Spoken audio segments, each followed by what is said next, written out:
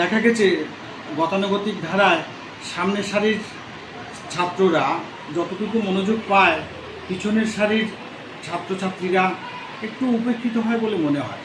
তো সেক্ষেত্রে আমাদের এই যে ইউ আকৃতি বা সেমি সার্কেল হিসেবে এখন যে বাচ্চারা বসছে, এতে পরস্পরের প্রতি একটা শ্রদ্ধা বা একটা বন্ডিং বা বলতে পারি একটা গ্রুপ ডিসকাশনের ক্ষেত্রে খুব সুবিধা হচ্ছে।